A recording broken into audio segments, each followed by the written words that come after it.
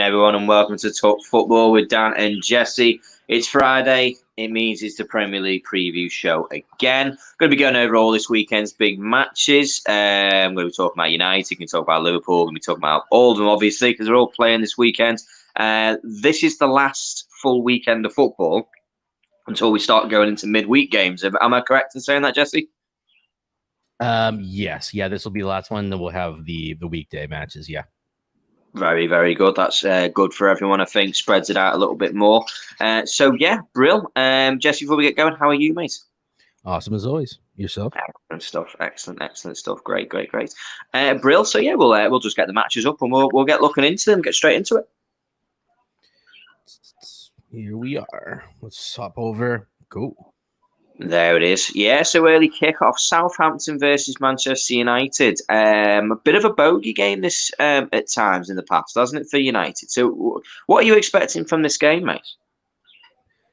What am I expecting versus what I want to see? I'm expecting Southampton to give us a hard game because, like you say, it's bogey for us. I think that they'll come out and try to put us under pressure.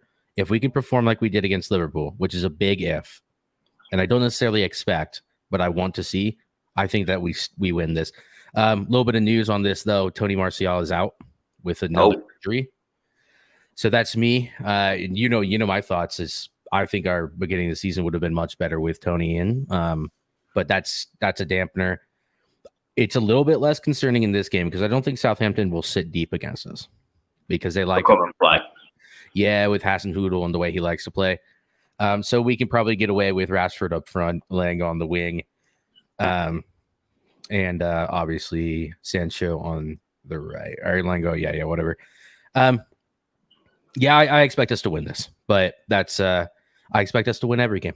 So yeah, of course, I want us to win every game. So yeah, I mean, I'm looking at this one. I mean, Southampton did. Che Adams came to the rescue, obviously midweek. Can he do it again? It's a question. They've just agreed, I believe, the sale of Jed Bednarek to Aston Villa as well. So, interesting one, that one. No, I don't think they've really replaced anyone at centre-back. He plays on the right-hand side of defence. So he's going to go and take over from Diego Carlos for the season while he's out with, obviously, a full long-term injury. Yeah, I mean, it's an interesting one. I mean, I expect United to run off the back of last week's result if, of course, isn't a big if, they can be as consistent as they were and work as hard as they did. If they do, I expect them to get a result. I'd say 2-0 to United. That's my feeling on this game. Yeah, I think we will be sticking with the same back four. And I think there's cohesion there. So I'd love to see a clean sheet. That would be a massive sign of things to come if they can actually get that. I still expect them to concede. I just have that feeling. I'm still not confident in it. But Casemiro coming in, he's available to play. Whether he starts or not, I don't know. I'm not Ten Hag. But yeah, I think I'll go for 2-1. I'll go for 2-1. Just to be 2-1. Yeah, split that. Yep. Fair enough. Brilliant. Right. Okay. Now this one. 1 minute. Hang on. 1 minute. Yeah. No worries. Yeah. Brentford, Everton. Brentford at home. Everton not looking too great. Also bring in Neil Mopai. I know that they need attackers, but I'm not sure that Mopai is much of an upgrade on anyone, including Gordon. I think it's just another attacking option. Honestly, what was your thought on that Mopai purchase? I mean, Mopai was really heavily linked with going to Nottingham Forest at one point. For Romano was all over it, and they were going to purchase, the 575th player of the season in Neil Mopai. I mean, they absolutely need a striker, and Everton are limited in their options as to who they could go and choose from. So Mopai makes sense, but my issue with him is he's not exactly a prolific goal scorer. He's not someone who I would say, yeah, he's going to get loads of goals, or he's someone I can rely on. So, yeah, not amazing. Not an amazing signing, but definitely something more than nothing, because if they carried on with Salomon Rondon, you can't rely on Dominic Calvert-Lewin, I'm afraid. We had a really good season. Last season was completely injured, and he looks like he's having, a bit of an injury issue this season as well. So they needed to bring somebody in. I expect Brentford to bounce back. This was a game which they should be feeling after the Fulham match when they obviously they lost last minute. I would expect them to get a result here. They're going to score goals 100%. I mean, I feel because of the defence that Everton have got, they are leaky. Are they going to concede goals? I'm actually going to go with a soft 2-0. I think this might be the first time that Brentford keep a clean sheet, just other than obviously against United, but that's an offside thing, as it were. We know what that match was all about. Yeah. I'm going to say Brentford 2-0 because I just don't know where the goals at the moment are going to come from for Everton. Yeah, and Brentford looked good. Less impressed with Mbeumo this season than I was last season, but Tony looks like he's on at the moment. So yeah, I would expect Brentford to get a result here pretty clearly. This is definitely not their first. Yeah, so United was their first home game. Yeah. It's definitely gonna be Brentford. I'll go. Yeah, I think I'll go with a 2-0 or something. Yeah, I think that's fair. Yeah. Another. I mean, this is the new man, Brighton Leeds. I mean, this is. I like the look of this match, to be honest with you, because obviously Brighton are playing really well. Good win against West Ham last weekend. Leeds are flying, of course. So we've got two teams in hot form. Brighton got a draw against Newcastle at home. And their home form's always been a bit strange, Brighton. They've always been a team that doesn't seem to do incredibly well at home. Last season, they went a long way where they didn't get many wins or even score any goals at one point. So I'm interested. I mean, for me, I think this could be I'm going to be a boring. I'm going with a 1-1 draw. I have a feeling that Leeds won't lose the match, but Brighton, good team, obviously very good team, played really well. Leeds on the road could be a little bit of a different situation than being at Ellen Road. Ellen Road's obviously a bit of a cauldron for them as a team. So with losing that, I would probably go for a 1-1 draw in this game, just because they've got first game of the season. Was that the first game of the season there? Yeah, first game of the season. They drew away to Southampton. First game was the win. First game of the season was at home. Second game of the season, of course, there was Southampton away. Drew that game 2-2. Just going off the back of their away form, I'm expecting them maybe to drop a couple of points here. I'm going with a draw, 1-1 for me. Yeah, it'll be interesting to see if Leeds can get their away form up. Southampton, that's not a great result for them. I think weren't they 2-0 up? They were, yeah, and up until the second half. I mean, this is what Southampton have actually shown. They've twice done this now, where they've been able to snatch, points away from teams that are winning. They've done it to they did it to they did it obviously in the last game with Che Adams against Leicester. Was that right? Southampton, yeah, I think it was against Leicester. It was Leicester, yeah. So Che Adams second half got 2 goals late on, won the game, and then they snatched a point from defeat in that game. So yeah, that's where I see them though. Southampton's an interesting one, but yeah, 1-1 in that game for me. 1-1 Leeds. I actually think I definitely think both teams score. I kind of expect it to be a low scoring game as well, but I actually surprisingly think that this could be the most entertaining game of the week. Just on a neutral level. If you didn't care about any of the sides, you didn't want anyone to lose in particular, I think that this might be the most entertaining game. One plays really good football. The other one is an absolute press merchant team. Yeah. With Leeds obviously having the most pressures in the Premier League by miles and miles. I think this could be a really good game. I'll be honest. American televisors know what they're doing. They're putting this one on the network. So yeah, I think that this would be this will probably be certainly better than any of the other 8 o'clock or whatever that is for you guys kickoffs. So 3 o'clock kickoffs UK time. Yeah. There you go. So. Yeah.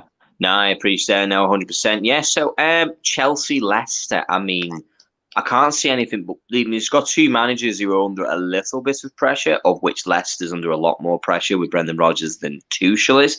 But I can't see anything but a Chelsea win here. Genuinely, they have to win this game. It's almost a must-win match for Chelsea in this one. I mean, do you see it the same way? It's definitely a must-win for Chelsea. And with the form that Leicester are in, if Chelsea do them here, and then they have to come to United, or we have to go to them. Either way, They're running out of time. I think Brendan Rodgers is running out of time. I think there's a lot of issues. And for Chelsea, that means that this is not a banker, but it's something that it's definitely a game that if they don't win, they need to show something to the Chelsea fans, because the Chelsea fans are starting to lose patience and quick. So, I mean, must win. Yeah, they need the 3 points, but they also need a performance. It can't be a lackluster win. You know what I mean? Yeah, but that's the thing. I almost feel like it's going to be a lackluster one, because I know Leicester have got the players who can score goals. We saw them up against Arsenal. Arsenal playing free-flowing football, 1-4-2, but they're capable of getting an attack going, Leicester. This is interesting because we look at the front line that Chelsea have at the moment. They're going to have to prove something. They're going to have to start finishing some of these chances that they're creating. Because as it stands now, they're only proving the players whose XG completely outmatches what they actually do and what they actually perform as. So looking at them, for me, I'm all about. I'm going with a soft 1-0 Chelsea win. I feel it's going to be that close. I think it's going to be a 1-0 Chelsea win. Without Koulibaly, are you sure you don't want to give Leicester a goal? Because I'm tempted to say, I'm tempted to say 1-1 even. 1-1. I mean, that's certainly not beyond the realms of possibilities, of course. Koulibaly being out, I mean, who does that bring in for them? Are they bringing in Chalobah? Chalobah or someone, yeah. Yeah, probably bring Chalobah. They're already playing Reece James at center back. They're about to sign Fofana. Obviously, he won't be here in the next 12 hours or whatever. Honestly, I think that Chelsea, I think this is their last drop. I think that this is going to be the last bit of proper pain for Chelsea, but I do think this might go sideways on them. So, no, definitely. No, I can see that happening. I mean, Chelsea a draw would probably be a stay of execution for Brendan Rodgers. You take your hand off for a draw right now. To be honest with you, you'd take your hand off. Right, this one. Liverpool, Bournemouth. I mean, I've heard some nonsense. I've heard people calling 6-0s and all this stuff. Like, it ain't happening. It's not happening. It will not happen. Will Liverpool win this game? They absolutely have to. Absolutely have to. They're at Anfield. They need 3 points. This is the game that you would ask for. If you said, which game do you want when you absolutely need 3 points? I'm taking Liverpool at Anfield against Bournemouth. That would be the game I would choose. I would say Bournemouth is the weakest team in the league. They're the Norwich this season. They haven't recruited like Nottingham Forest have. They're not as experienced as say Fulham are. Bournemouth have got a team which is a championship quality team, and Liverpool need to win. Are they going to win big? I'd love to see it, but I can't see it happening. For me, I'm going to go with a 2-0. I'm going to get us our first clean sheet, just because of the attacking options that Bournemouth possess and the fact that ultimately this is time for everyone to start getting the finger out the backside, and we need a result. Even if it's not a big one, it needs to be a result, because 3 points doesn't half change the complexion. Yeah, I think this is the game where Liverpool absolutely must get a result. If they don't here, and what is the 27th, and the midfield still looks that weak, I mean, I don't know what to say. Really, it's clear as day that FSG, within those parameters of rebuilding this midfield, they've tried a few purchases here or there, but it's gross negligence at this point. And I think if they can't, I mean, first off, I have faith that Klopp will get a reaction out of the side. I think that's a low. I think that result against United, even though you guys scored in the final 10 minutes, I think that's a new low. This is a must win, and Anfield should be up for it because you guys will support your boys and all that. I'll go. I think it's actually going to be easier than you think, because I do think you guys will get a reaction. I'll go 3-0. I'm going to go for it. I do think you guys have goals in the team, and I think that not having to service Nunez for 2 more games. One more match after this. One more after this. I think you guys will be okay. But yeah. You guys got to get your season kickstarted now. We need the 3 points today because we've got 2 home games on the bounce. We've got Bournemouth and Newcastle. 2 teams Liverpool have got a lot of history in getting results against. They're who we need to get our points against. We absolutely need to get those points kind of coming on in. So for me, yeah, 2-0, 3-0 would be wonderful. I would really like that. We are creating chances. Absolutely, we're creating chances. Absolutely, we're doing the right things attackingly. The issue is we're losing games through the fact we have no control in the midfield. And with no midfield, the defence is completely exposed. And that's where it falls down. And I cannot disagree with Jesse, because he's absolutely right when it comes to FSG, is that yes, the issue is temporary, but the problem is how temporary is it? Is it a month? Is it 6 weeks? The Premier League won't wait for us. The season will not wait for Liverpool's injuries to start coming back. If the issue needs to be fixed now, if it means bringing plans forward, then you would suggest that we should do that. Obviously, FSG will rest on its previous history and say, well, don't doubt us now because we got it right last time. So that's how they would say it. But there's an argument to sit there and say, if you'd backed Klopp last season, maybe we had 2 or 3 extra players, maybe we would have won everything. Yeah. Maybe we would have gone on to win all the trophies. Maybe having an extra midfielder last season would have meant that we'd have won the Brighton game. I know winning that Brighton game changes history because one result will affect all the other results. It's not how it works. But having an extra option, you would suggest, would have given us a better chance at winning more games. Yeah, I also think that, last season FSG was being questioned. Last summer, rather. So the fact that this is a second summer in a row, I think that they didn't get it right last year. I think that the squad stayed fit, and I think Klopp did a spectacular job to get you guys as far as he did. 2 domestic cups, nearly the Premier League by 1 point, and the Champions League by 1 goal. I think there's going to be questions this season.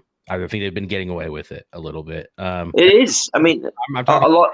Diehard Liverpool fans were saying this last summer, and you already have the injuries to kind of prove. Well, you start having these conversations when you start seeing, blue ticks on Twitter like Henry Winter saying that it'd be great it will be great to see Jude Bellingham at Liverpool next season, as if though it's already a done situation.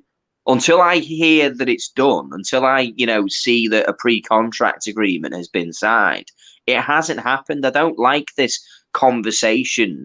We know something's happening. We know clearly there's been some form of negotiation, because this sort of information doesn't come out without someone saying it isn't true if it isn't true. And the fact that it hasn't been denied is evidence enough that is happening. But to say, like, we're going to stick all of our eggs in the Jude Bellingham basket, and for it maybe not to happen. What if it doesn't happen? What if Real Madrid come in and offer him 350 grand a week because they can? It's not enough by itself, is it? No, it's not. It's not enough. It's not enough to sit there and just be like, yeah, it's fine. Do you know what I mean? It's all sorted. Don't worry about it. It's like, until it's signed, until it's, nailed down, it isn't happening. It hasn't happened. I might as well start picking players out the air. Oh, yeah, Barea when he comes next season, because he's as likely at this moment to come as Jude Bellingham is. Yeah. No, 100. So they're going to have to find out. So, yeah, next match. We've had, as I say, we've had a lot of good results against Bournemouth in the past. And, so that's kind of one of the games that you would choose. Now, Man City's bogey team of the season, Crystal Palace, always seem to have a bad game against Crystal Palace. It's a strange one. Very, very funny results in the previous history with these ones. However, unfortunately, I can see Man City getting a reaction after nearly dropping the points against Newcastle last week. They obviously rescued a point. I think City will be able to have enough in this game. I don't know what you think, but I think they'll win this one. I think the difference between this and previous seasons, previous fixtures, I think Palace will put up a fight, but Zaha is out apparently. So I think you're going to see a lot of naivety.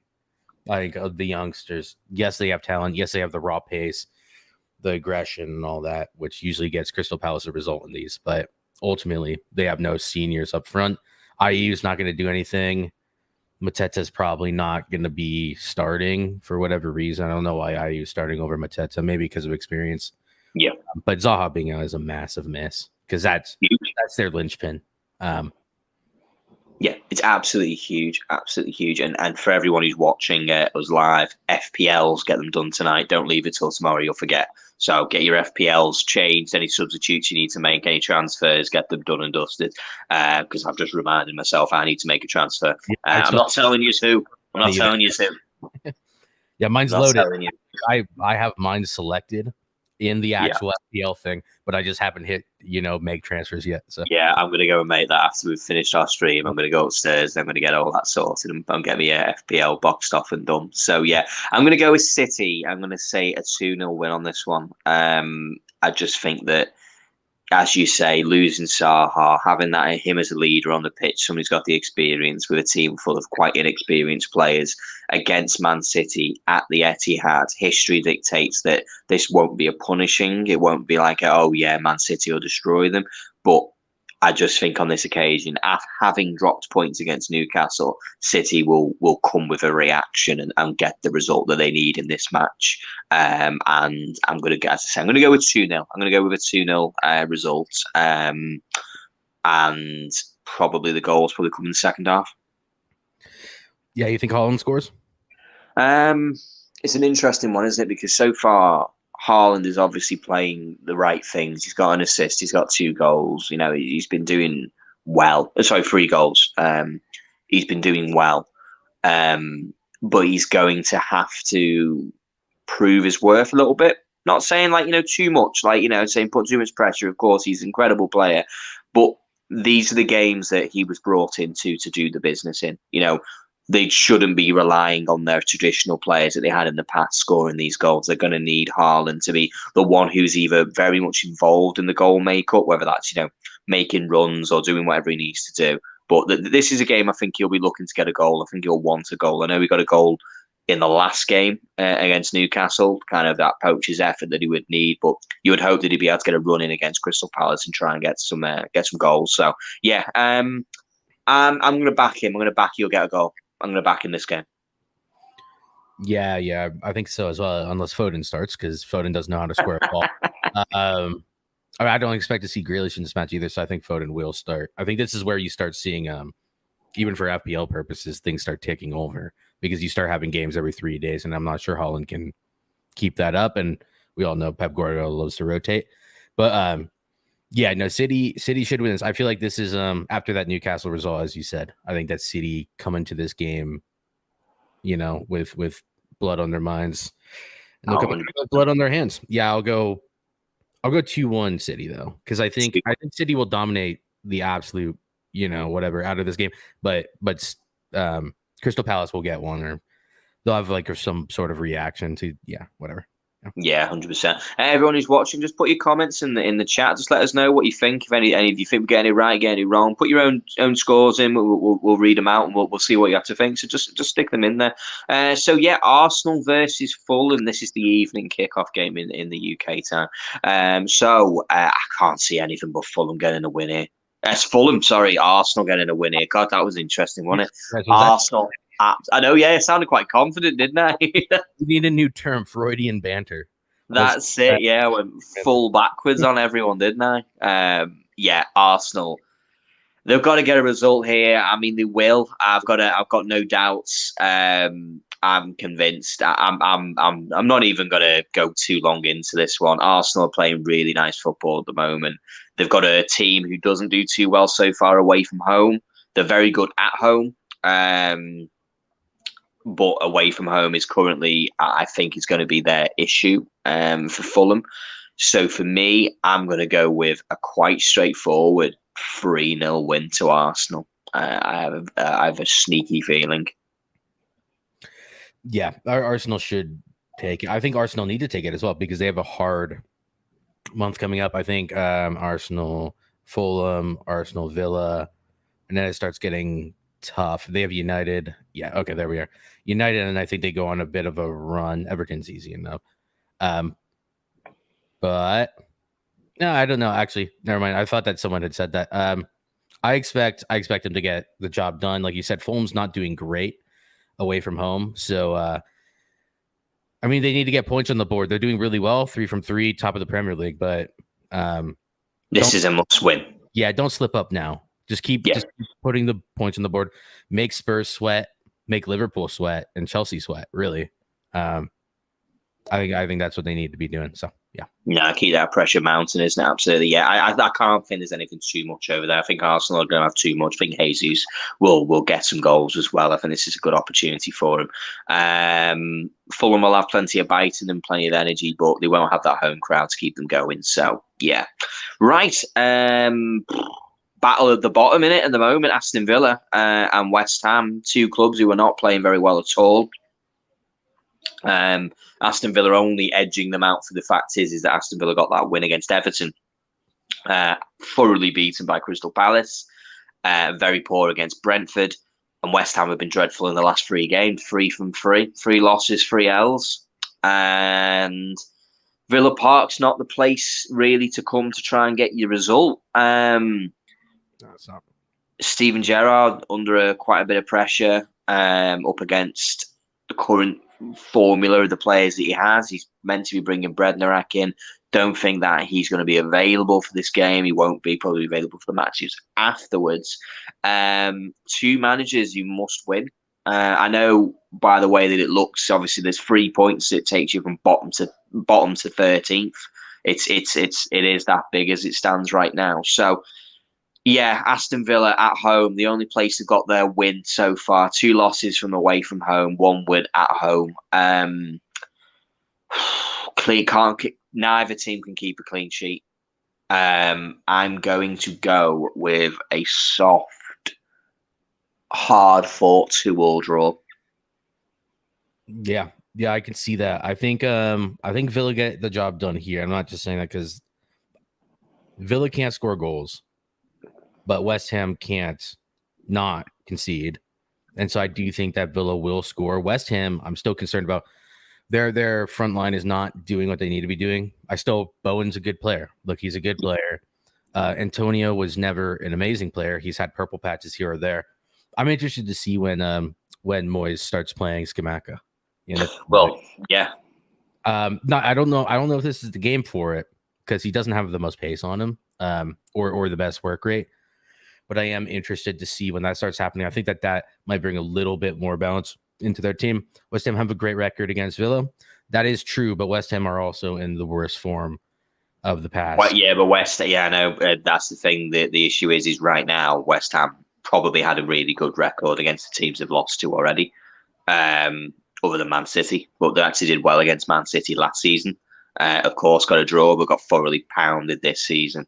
Lost to Nottingham Forest. Of course, that's a poor result. They're just not playing very well in the Premier League for one reason or another. So, big pressure game. This one could definitely come into it. Even the 0-0, 1-1 draw, 19-20. I'm feeling more like this. This is where I'm going 2-2. I just feel like Villa aren't playing well. Neither is West Ham. And generally, when 2 teams aren't playing well, you end up with a draw. So I'm going to go with 2-2. Villa can't keep a clean sheet, but they do have goal scorers. That's something that they actually do have. They didn't score against Brentford, of course not. However, they have scored 3 goals in 3 games, so they can get a goal. West Ham, as it stands right now, are struggling to score anything or keep a clean sheet. So, did West Ham get an injury? I feel like they might have gone an injury in defense. I don't thinking about that. I might just be I'm thinking about Villa because Villa's lost Diego Carlos, which is a big loss for them because of course it's their new signing. So they're having to play the same centre back partnership they played last season, which he clearly didn't like. So that's going against him. And just as a defensive line, that the whole lot of Aston Villa are really poor. They're not playing well at all.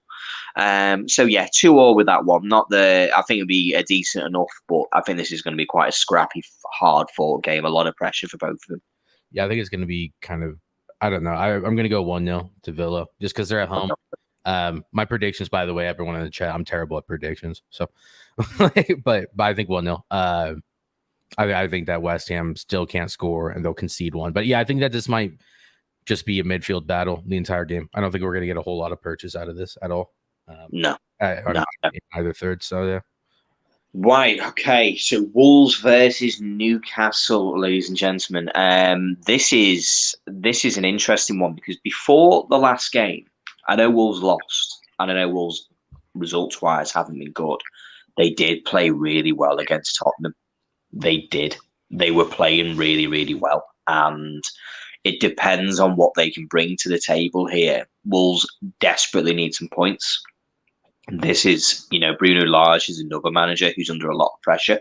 And again, this is an opportunity. Newcastle away from home, of course, haven't been as good as they have been at home. Newcastle off the back of that great result. I'm struggling. I'm really struggling because I'm trying to sit there and go, what is it that I see? Which outcome's more likely? Is it the Newcastle that turn up against Manchester City with all the fight in front of the home crowd? Or is it the same Newcastle that turned up at Brighton and got 4 shots on target and scored nothing? Their new signing, Isaac, isn't available. Callum Wilson is injured. So scoring options for Newcastle are limited, which shouldn't matter too much because Wolves have been dreadful in defence recently, contrary to previous seasons' belief that they were decent in defence. I'm going to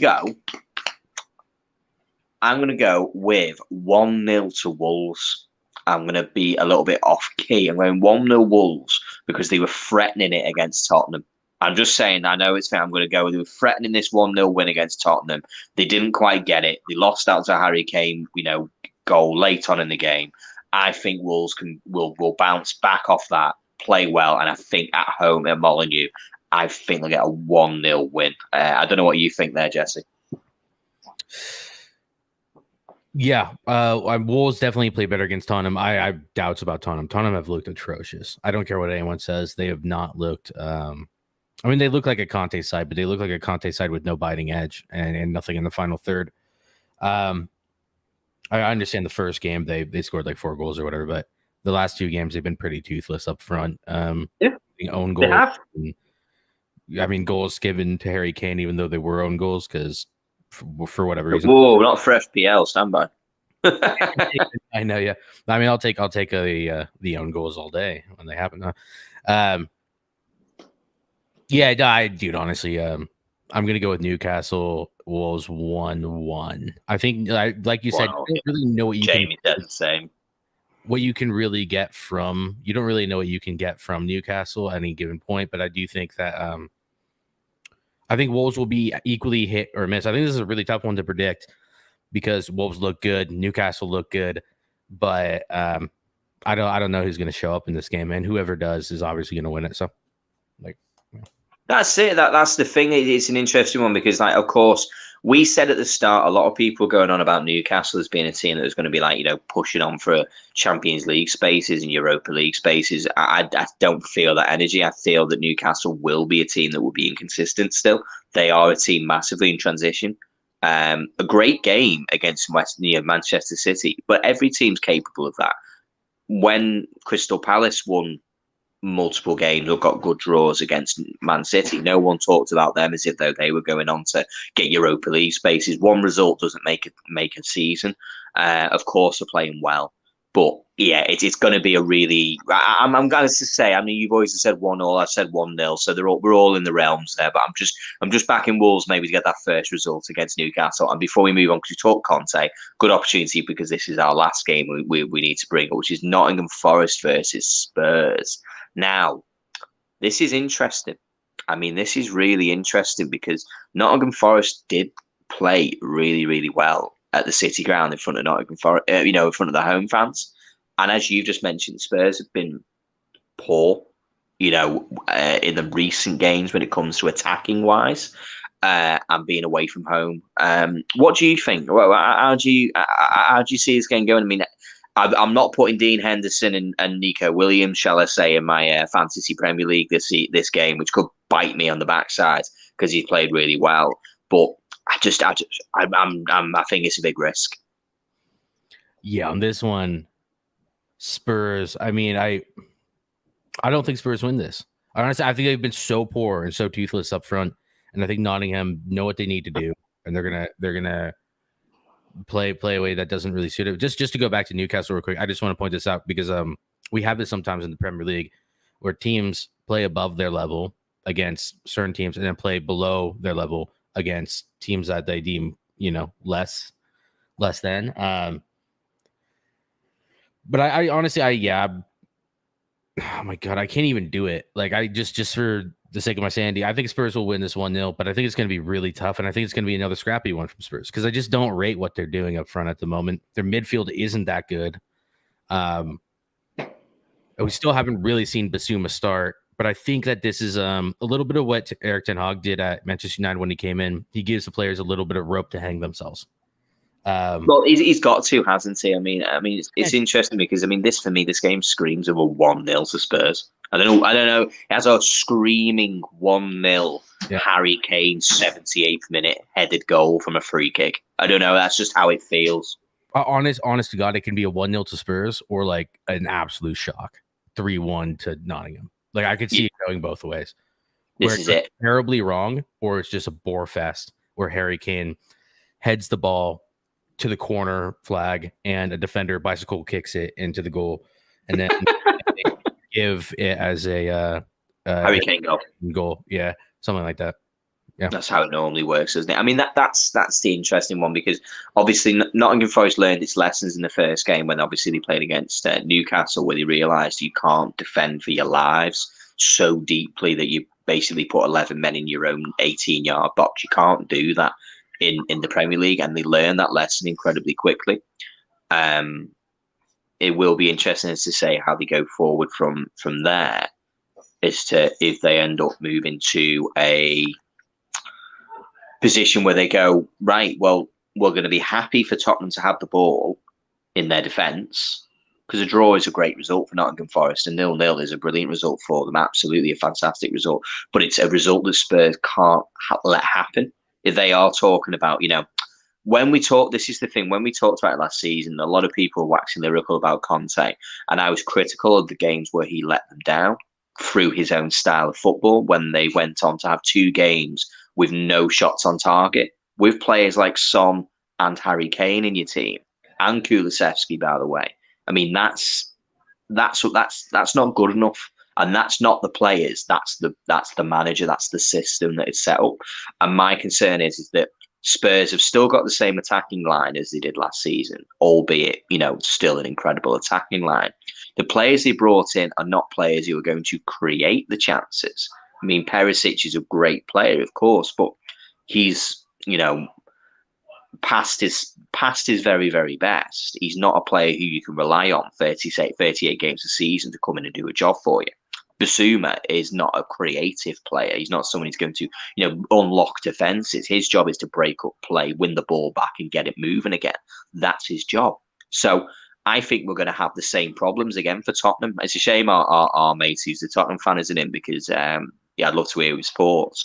But that would be my view. And Nottingham the Wolves game was nearly that moment, nearly where they lost points. They dropped points against Wolves where you would go, we absolutely should have won that game. We absolutely needed to win that match. We wanted, to be talked about as a serious team. And this smells of another one of those games, smells of another game where Tottenham might ride the luck and get the result, or they might end up being that they end up drawing 0-0. And this is a really bad result for them. Yeah, exactly. And like Jamie says here, I think Cooper will like to counter and defend from the back. And I mean, if there's one thing Tottenham cannot handle is a low block. They have absolutely no answer to it. Because that's their formation. You're literally playing mirror chess. That's exactly what it is. It's mirror chess. When you move your knight, they move theirs. That's simple as it. Like, yeah, that's fine. Because for Nottingham, a point at Spurs is brilliant. For Spurs, it's a bad result. That's where it doesn't work. That's where this anti-football, this deep-lying, terrorist football, whatever it is that people, give this name, but this counter-attacking, deep-lying kind of football at the highest level only goes so far. It doesn't go far enough. You rely on the opposition playing a brand of football that benefits your system. And if you don't have a plan B, which a question as to whether Spurs do have a plan B, then they're going to get caught out. Maybe not all the time, but some of the time. Yeah, the only way I can see this, and this is why I predict 1-0 to Spurs or something absolutely crazy happening, like a 3-1 to Nottingham or something. If Nottingham opens up and somehow does, the most, or Spurs, their team is full of Olympic divers. So I mean, I can easily see that happening, but that's why I'm predicting, 1-0 to Spurs at the most. We'll probably be wrong. We'll probably bang them like 4-0, but I just, using my conscience, I can't really say anything besides that.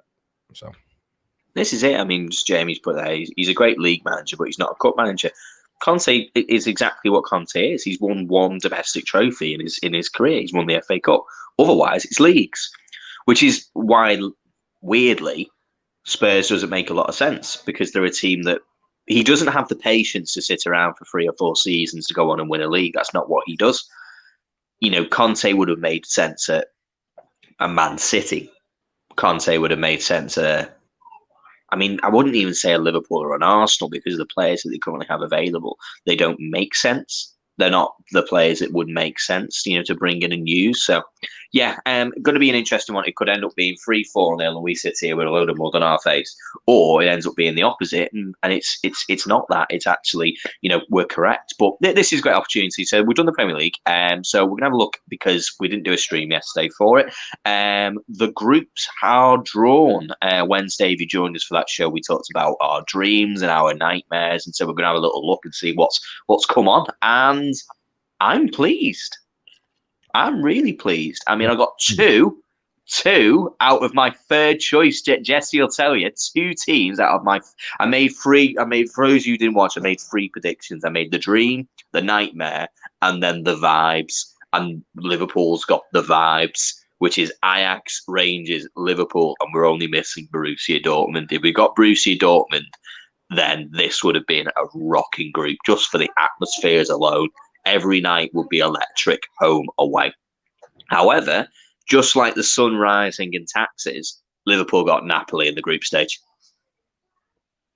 Yep, yeah, exactly. Which is just like happens every time. And then from what I hear, and we played Napoli away in Europa Leagues and stuff, but it's such a nasty place to go to. It's a coliseum. It really is. Yeah, it's dangerous. Yeah, it's a dangerous place. Ajax, I think Ajax are the weakest they've ever been. Especially if you end up taking Anthony, do us a favor, get shot of him. Probably will do. To be fair, like the way that he's coming out in the press, talking to Fabrizio, and basically tearing down the club a little bit, twerking for you as he is. I've been asking to leave for 8 months, and they're just saying no. We absolutely will not let you go. The Harry Kane of Amsterdam, isn't he? I'll tell you what, this is a group where the atmosphere, I would love to be at any one of those games as a neutral, not in the away end or in the home end, but just in a box, just to witness. Just the noise. Ajax Liverpool will be jumping. I mean, Napoli. Rangers Liverpool. Rangers back in the Champions League after all these years. The hatred, by the way. Liverpool and Rangers hate each other. Andy Robertson, ex-Celtic player, he will be salivating at the opportunity of playing in this game. He cannot wait. Ibrox. I honestly, this is going to be full of needle. It's going to be fantastic. That is the holy war fixture. Oh, it's incredible. Catholics. I can't wait. I literally can't wait for it. It's going to be such a good, entertaining match. I mean, yeah, I'm really looking forward to the banter. We've got someone who's just joining us anyway. We'll bring him on in. Jamie, how are you, mate? You okay, buddy? I'm good, thanks, lads. How you man doing? Really good, thank you very much, mate. So, yeah, Group B, we'll kind of shoot across Group B. Not too much interest here. This one's quite open, though, I would say. I think Group B could be a crapshoot, to be honest with you. Atletico haven't been the usual greatest best. They were poor last season. Only just about got through to the knockout stage through the fact that AC Milan and oh crikey, who was the other one that were in there? Forgotten now. I totally tuned out for a second. What time? Completely tuned out. Who was in? Yeah. Who? Sorry. Was that Jamie? I said Porto. Oh, Porto. Porto, of course, yeah. Atletico, Liverpool, and Milan. Yeah, that was it. So as I say, so they weren't their usual best. Porto, I mean, not as strong as they were, probably losing Vitinha, lost Luis Diaz, obviously to Liverpool. It's going to be kind of, their Leverkusen. I don't know enough about them. I think we talked with you on Wednesday, Jamie, about Leverkusen not being as as strong as they were, and then Club Brugge. I mean, you would probably suggest that. I would suggest for me, possibly that way that it's set up now, Porto, Atletico, Leverkusen, Bruges, would be the order that they would finish in. I don't know what you think about that. I mean, I wouldn't completely write off Club Brugge. I mean, to get draws against, the likes of PSG, the season prior to that, they actually came close to actually finishing second in the group. It was like just that draw against Lazio just killed their chances of finishing second in that group. So, I mean, they'll give them a fight. I think this will be like the one group for me where like everyone is kind of more or less in the level field. Maybe not quality wise, but I just think all four of these teams are inconsistent, and I just feel like we're going to have a bit of a shock in who finishes bottom for me. So I wouldn't completely write them off, but you never know. Anything could happen. Right. On to, in my opinion, the arguably the group of death. Man. Bayern Munich, Barca, Inter, and Victoria Pilsen. I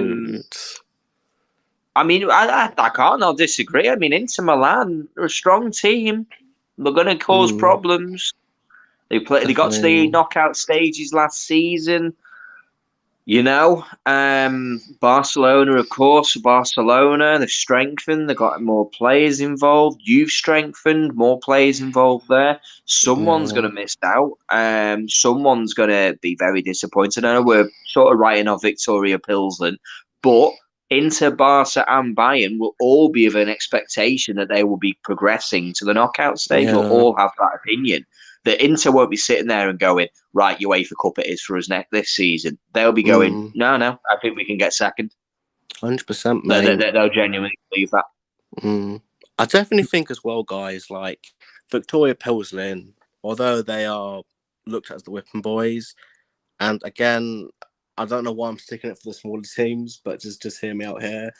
I think they're going to play an even bigger part than what people think.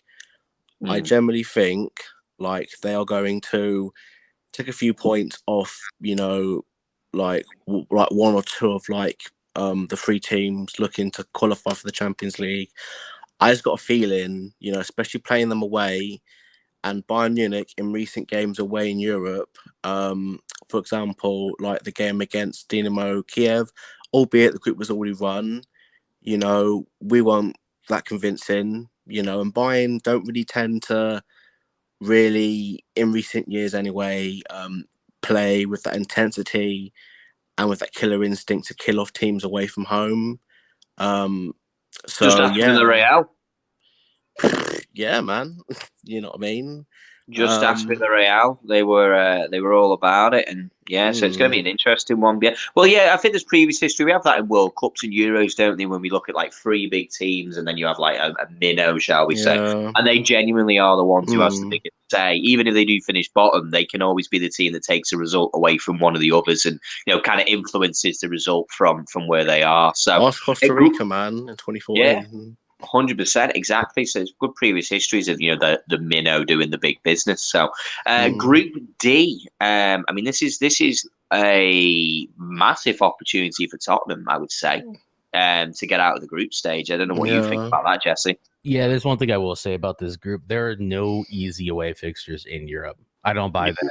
I understand sometimes top teams go away to other countries and blow away the home team, but there aren't any easy ones, and I'm not convinced by Tottenham either in the way they're playing or in Conte's style of management and his record in Europe.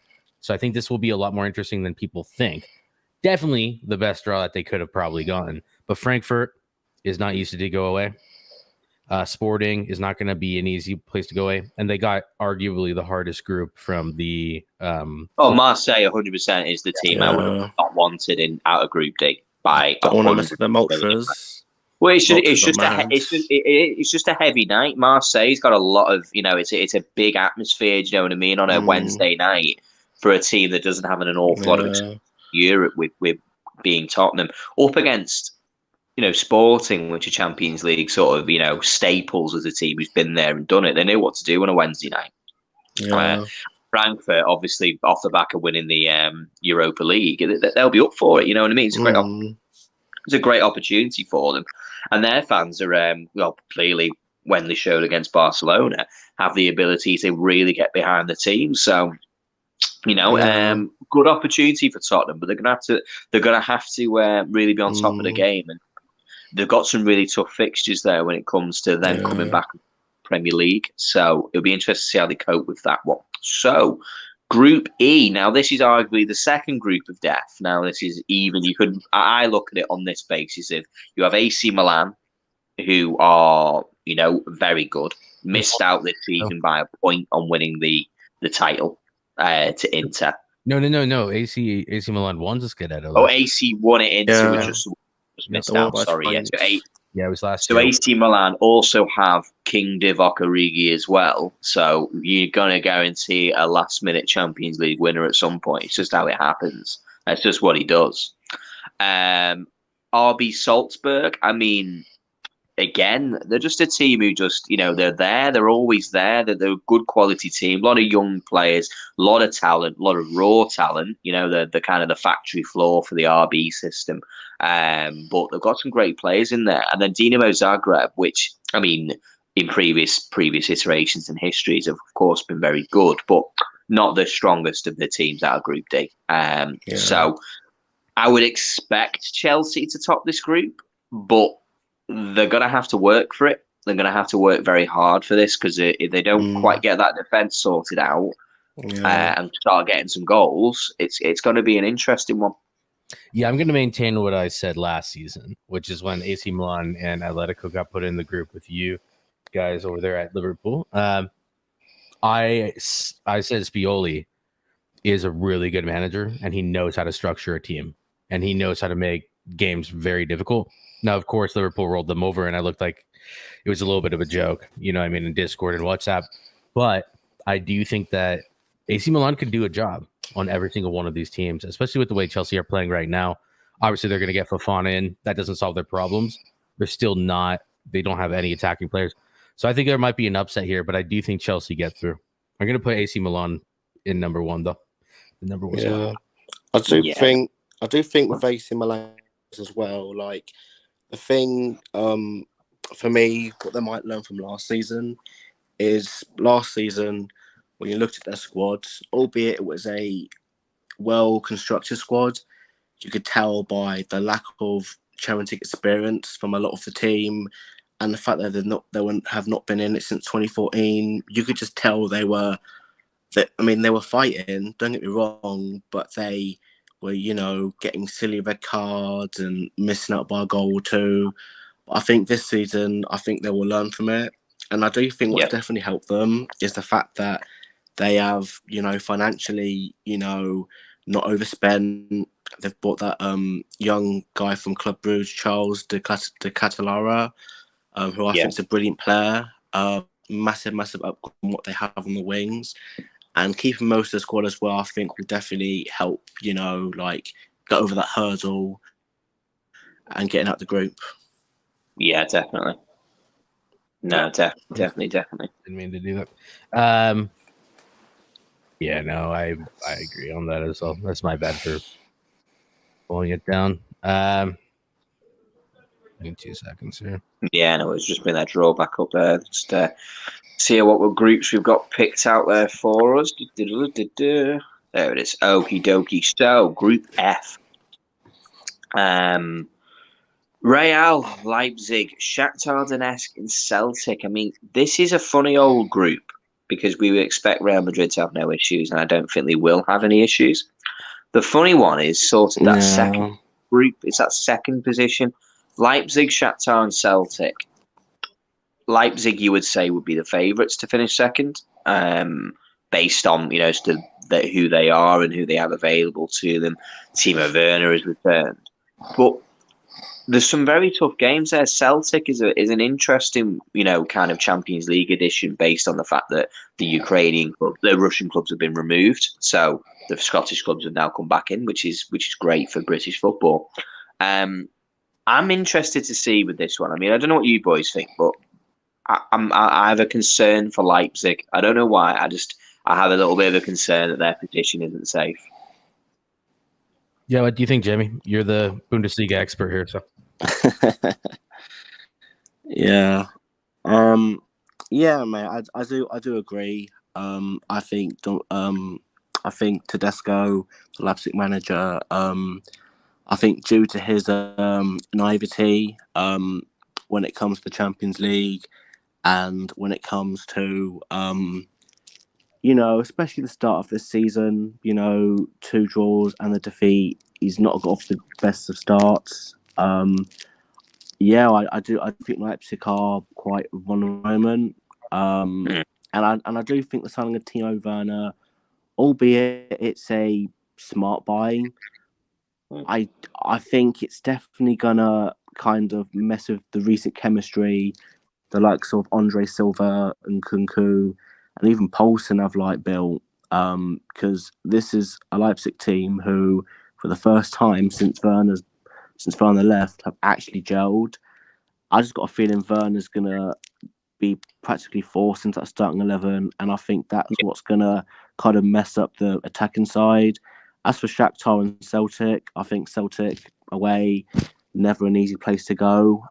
Just ask Barcelona and even AC Milan when they won the Champions League back in the day. It's not an easy place to go. And as for Shakhtar, I do think playing away in Ukraine, it's going to be difficult. And they do play some good football, so yeah, man, I think it will be open, Definitely.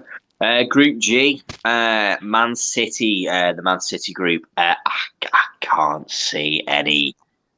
I think that this is actually one of the more one of the groups that's harder to call. City will win this group. Yeah, that's what I mean. It's the second position that's the interesting one.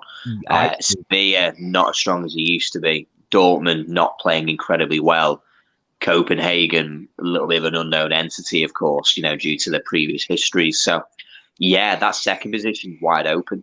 The second qualifying position is wide open. I think Sevilla might take it. Sevilla performs so well in Europe year in, year out, and they still have what's his face? What's their manager's name? You guys remember? Lopetegui. Yeah, Lopetegui. They still have honestly, I think that I can see Sevilla. No, I don't know if it's an upset. Obviously, they're in a different pot. But I think Sevilla and City go through. So I just think it will be interesting though, because I think you'll see a couple of different. I could see City drawing to Sevilla away from home. The Dortmund surprising City or Sevilla, away. I think this group will actually have a couple little twists and turns. I still think that the order this group is in is the way it will come out. But I do think that you're going to see a lot of good games and surprising results in this one. Well, that's what we could hope at the end of the day. That's definitely what we could hope from that group. But yeah, Man City should have got a nice little draw there. And then finishing up, Group H, PSG, Juventus, Benfica, and Maccabi Haifa. Now, again, this is it. It's weird because it becomes funny because I can only see it ending that way. In that order. Yeah, I don't know what Benfica has now. I think they've lost a couple of players, including Nunez. Yep. Yeah, and the new manager as well. Yeah, I don't know. I hope Maccabi Haifa qualifies. I do, just for the story. Just for that story of the team, yeah, exactly. I mean, it's just interesting, as I say, it's just, PSG, they've got, Benfica, 6 points, Juventus, I'm expecting them to beat Juventus home and away, and Maccabi Haifa, depending on where they draw them, obviously, games-wise, they may be able to rest the team for the away game, because that's where, ultimately, the only issue comes with them being so far away in Israel. It's just an interesting situation as to kind of like, not traveling certain players if you can help, not traveling certain players, to, far flung parts of Europe if you can help it. So, yeah, I mean, PSG, I'm still backing them. I think that group is great for them. It's a brilliant group for them to be able to just, move on, get out of their group, no real major issues, and probably score plenty of goals as well. Yeah, I mean, the absolute state of this league at the moment. Already 3 games in. This manager looks like he knows what he's doing, but I mean, well, will it continue? I don't know. But does this guy kind of, just before we end here, does this sway your guys' thoughts on PSG's potential, run to try to win the Champions League? Because but it has to be. Look at the goals, 17. Yeah, it's ridiculous right now what they're doing to other teams. Like, and it's not just against Muppet outfits. It was Lille. It was Lille. Yeah, it was Lille, and I think they had not. It wasn't the most. It was Montpellier. Montpellier, yeah, exactly. I mean, like, what would you does this sway your guys? Oh, Clermont was the other one. Okay, so not the toughest game there, but yeah, no, what they're doing to teams it's an atrocity. You know what I mean? Like, it's they're battering people. Nah, I'm not convinced still. You convinced by Bayern this season? Yeah. I'm convinced by us. I mean, my whole reasoning. Yeah. Go ahead. Yeah, mate. I mean, the only reason why I'm not convinced by PSG is just simply because I feel with the squad still, I still feel there are still a few egos there, albeit their recent transfer window in terms of terminating contracts, getting highways off the bill, and just trimming down the squad. I think it's a good start. I think when we actually see them play against Juventus, and we see how Gelate does in the knockout stages, because that's what you guys have got to remember as well. He's still a relatively unknown manager in Europe, and I think once PSG offload a lot of these players, a lot of these wages, and when they come up against difficult challenges, like what we're going to get, in this group and in the knockout stages, that's the real test for me. Not saying that, Ligue 1, Ligue 1 isn't really a challenge for them, but of course you can say that about Bayern. It's just about how they handle against adversity, is all I'm trying to say. Yeah, I think we agree. I think I'm just asking it to play devil's advocate. I mean, they've started well, and if they can, if they carry the way that they're moving, then it could be a question for the future. So.